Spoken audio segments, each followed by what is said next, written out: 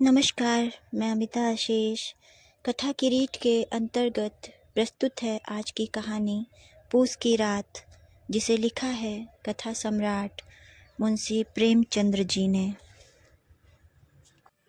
हल्कू ने आकर स्त्री से कहा, सहना आया है, लाओ जो रुपए रखे हैं उसे दे दूं, किसी तरह गला तो छूटे। मुन्नी झाड़ू लगा रही थी, पीछे फिर कर बोली, 3 ही तो रुपए हैं, दे दोगे तो कम्बल कहाँ से आवेगा। माघ पूस की रात हार में कैसे कटेगी, उससे कह दो फसल पर दे देंगे, अभी नहीं। हल्कू एक क्षण अनिश्चित दशा में खड़ा रहा। पूस सिर पर आ गया। कम्बल के बिना हार में रात को वह किसी तरह नहीं जा सकता, मगर सहना मानेगा नहीं, घुड़कियाँ जमावेगा, गालियाँ देगा। बला से जाड़ों में मरेंगे, बला तो सिर से टल जाएगी। यह सोचता हुआ वह अपना भारी भरकम डील लिए हुए, जो उसके नाम को झूठ सिद्ध करता था, स्त्री के समीप आ गया और खुशामद करके बोला, ला दे दे, गला तो छूटे, कम्बल के लिए कोई दूसरा उपाय सोचूंगा। मुन्नी उसके पास से दूर हट गई और आंखें तरेड़ते हुए बोली, कर चुके दूसरा उपाय, जरा सुनो तो, कौन सा उपाय करोगे? कोई खैरात दे देगा कम्बल? न जाने कितनी बाकी है जो किसी तरह चुकने ही नहीं आती। मैं कहती हूँ, तुम क्यों नहीं खेती छोड़ देते, मर काम करो, उपज हो तो बाकी दे दो। चलो छुट्टी हुई, बाकी चुकाने के लिए ही तो हमारा जन्म हुआ है, पेट के लिए मजूरी करो, ऐसी खेती से बाज आए। मैं रुपए न दूंगी। हल्कू उदास होकर बोला, तो क्या गाली खाऊं? मुन्नी ने तड़प कर कहा, गाली क्यों देगा, क्या उसका राज है? मगर यह कहने के साथ ही उसकी तनी हुई भौहें ढीली पड़ गईं। हल्कू के उस वाक्य में जो कठोर सत्य था, वह मानो एक भीषण जंतु की भांति उसे घूर रहा था। उसने जाकर आले से रुपए निकाले और लाकर हल्कू के हाथ पर रख दिए। फिर बोली, तुम छोड़ दो अबकी से खेती, मजूरी में सुख से एक रोटी तो खाने को मिलेगी, किसी की धौंस तो न रहेगी। अच्छी खेती है, मजूरी करके लाओ, वह भी उसी में झोंक दो, उस पर धौंस। हल्कू ने रुपए लिए और इस तरह बाहर चला मानो अपना हृदय निकाल कर देने जा रहा हो। उसने मजूरी से एक एक पैसा काट काट कर 3 रुपए कम्बल के लिए जमा किए थे। वह आज निकले जा रहे थे।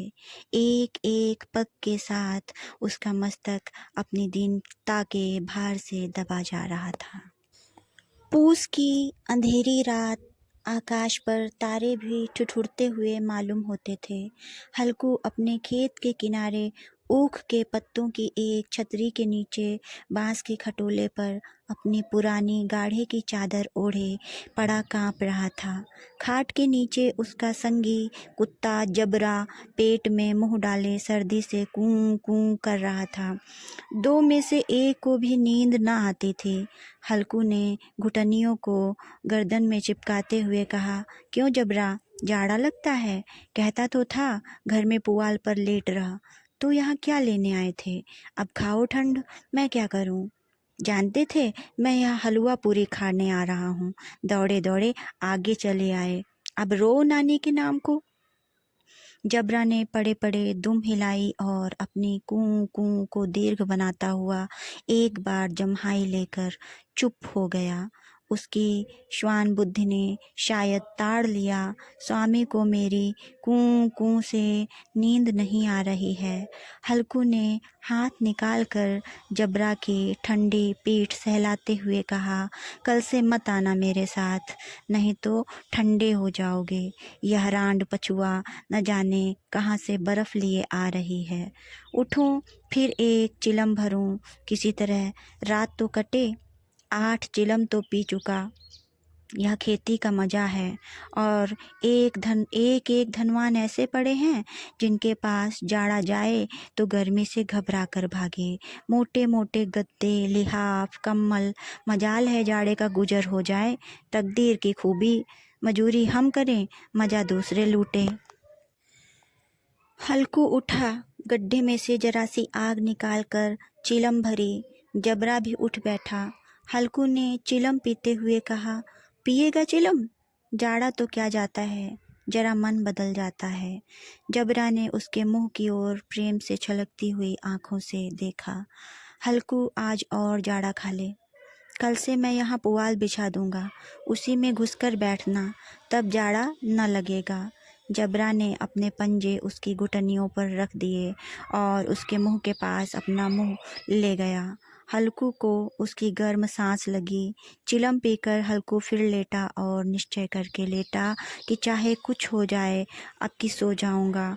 पर एक ही क्षण में उसके हृदय में कंपन होने लगा। कभी इस करवट लेटता, कभी उस करवट, पर जाड़ा किसी पिशाच के भांति उसकी छाती को दबाए हुए था। जब किसी तरह न रहा गया तो उसने जबरा को धीरे से उठाया और उसके सिर को थपथपाकर उसे अपनी गोद में सुला लिया। कुत्ते की देह से जाने कैसी दुर्गंध आ रही थी, पर वह उसे अपनी गोद में चिपटाए हुए ऐसे सुख का अनुभव कर रहा था जो इधर महीनों से उसे न मिला था। शायद जबरा यह समझ रहा था कि स्वर्ग यही है, और हल्कू की पवित्र आत्मा में तो उस कुत्ते के प्रति घृणा की गंध तक न थी। अपने किसी अभिन्न मित्र या भाई को भी वह इतनी ही तत्परता से गले लगाता। वह अपनी दीनता से आहत न था जिसने आज उसे इस दशा में पहुंचा दिया। नहीं, इस अनोखी मैत्री ने जैसे उसकी आत्मा के सब द्वार खोल दिए थे और उनका एक एक अणु प्रकाश से चमक रहा था। सहसा जबरा ने किसी जानवर की आहट पाई। इस विशेष आत्मीयता ने उसमें एक नई स्फूर्ति पैदा कर दी थी। जो हवा के ठंडे झोंकों को तुच्छ समझती थी, वह झपट कर उठा और छपरी से बाहर आकर भूखने लगा। हल्कू ने उसे कई बार पुचकार कर बुलाया, पर वह उसके पास न आया।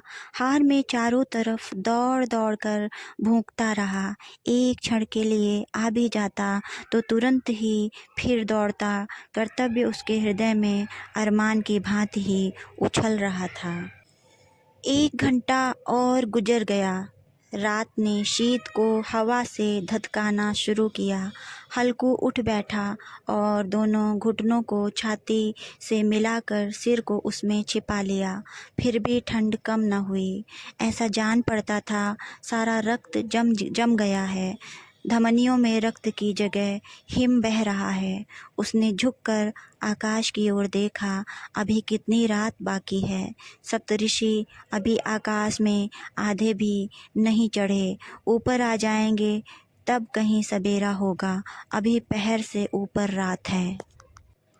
हल्कू के खेत से कोई 1 गोली के टप्पे पर आमों का एक बाग था। पतझड़ शुरू हो गई थी। बाग में पत्तियों को ढेर लगा हुआ था। हल्कू ने सोचा, चलकर पत्तियां बटोरूं और उन्हें जलाकर खूब तापूं। रात को कोई मुझे पत्तियां हल्कू ने आग जमीन पर रख दी और पत्तियां बटोरने लगा। जरा देर में पत्तियों का ढेर लग गया। हाथ ठिठुरे जाते थे, नंगे पांव गले जाते थे और वह पत्तियों का पहाड़ खड़ा कर रहा था। इसी अलाव में वह ठंड को जलाकर भस्म कर देगा। थोड़ी देर में अलाव जल उठा। उसकी लौ ऊपर वाले वृक्ष की पत्तियों को छू छू कर भागने लगी। उस अस्थिर प्रकाश में बगीचे के विशाल वृक्ष ऐसे मालूम होते थे मानो उस अथाह अंधकार को अपने सिरों पर संभाले हुए हों। अंधकार के उस अनंत सागर में यह प्रकाश एक नौका के समान हिलता मचलता हुआ जान पड़ता था। हल्कू अलाव के सामने बैठा आग ताप रहा था। एक क्षण में उसने दोहर उतार कर बगल में दबा ली। दोनों पांव फैला दिए मानो ठंड को ललकार रहा हो। तेरे जी में जो आए सो कर। ठंड की असीम शक्ति पर विजय पाकर वह विजय गर्व को हृदय में छिपा न सकता था। उसने जबरा से कहा, क्यों जब्बर, अब ठंड नहीं लग रही है? जब्बर ने कूं कूं करके मानो कहा, अब क्या ठंड लगती ही रहेगी। पहले से यह उपाय न सूझा, नहीं इतनी ठंड क्यों खाते? जब्बर ने पूंछ हिलाई। अच्छा आओ इस अलाव को कूद कर पार करें, देखिए कौन निकल जाता है। अगर जल गए बच्चा तो मैं दवा न करूँगा। जब्बर ने उस अग्निराश को की ओर कातर आंखों से देखा। मुन्नी से कल न कह देना, नहीं तो लड़ाई करेगी। यह कहता हुआ वह उछला और उस अलाव के ऊपर से साफ निकल गया। पैरों में जरा लपट लगी, पर वह कोई बात नहीं थी। जबरा आग के इर्द गिर्द घूमकर उसके पास आ खड़ा हुआ। हल्कू ने कहा, चलो चलो, इस तरह नहीं, ऊपर से कूद कर आओ। वह फिर कूदा और अलाव के इस पार आ गया। पत्तियां जल चुकी थीं, बगीचे में फिर अंधेरा छा गया था। राख के नीचे कुछ कुछ आग बाकी थी, जो हवा का झोंका आ जाने पर जरा जाग उठती थी, पर एक क्षण में फिर आंखें बंद कर लेती थी। हल्कू ने फिर चादर ओढ़ ली और गर्म राख के पास बैठा हुआ एक गीत गुनगुनाने लगा। उसके बदन में गर्मी आ गई थी, पर ज्यों-ज्यों शीत बढ़ती जाती थी, उसे आलस से दबाए लेता था। जबरा जोर से भौंक कर खेत की ओर भागा। हल्कू को ऐसा मालूम हुआ कि जानवरों का एक झुंड खेत में आया है। शायद नीलगायों का झुंड था। उनके कूदने दौड़ने की आवाज़ें साफ कान में आ रही थीं। फिर ऐसा मालूम हुआ कि खेत में चर रही हैं। उनके चबाने की आवाज़ चर चर सुनाई देने लगी। उसने दिल में कहा, नहीं, जबरा के होते कोई जानवर खेत में नहीं आ सकता। नोच ही डाले, मुझे भ्रम हो रहा है। कहाँ, अब तो कुछ नहीं सुनाई देता। मुझे भी कैसा धोखा हुआ। उसने जोर से आवाज़ लगाई, जबरा जबरा। जबरा भूखता रहा, उसके पास न आया। फिर खेत के चरे जाने की आहट मिली। अब वह अपने को धोखा न दे सका। उसे अपनी जगह से हिलना जहर लग रहा था। कैसा दंदाया हुआ था। इस जाड़े पाले में खेत में जाना, जानवरों के पीछे दौड़ना असह जान पड़ा। वह अपनी जगह से न हिला। उसने जोर से आवाज़ लगाई, लिहो लिहो लिहो। जबरा फिर भौंक उठा। जानवर खेत चर रहे थे। फसल तैयार है, कैसी अच्छी खेती थी, पर ये दुष्ट जानवर उसका सर्वनाश किए डालते हैं।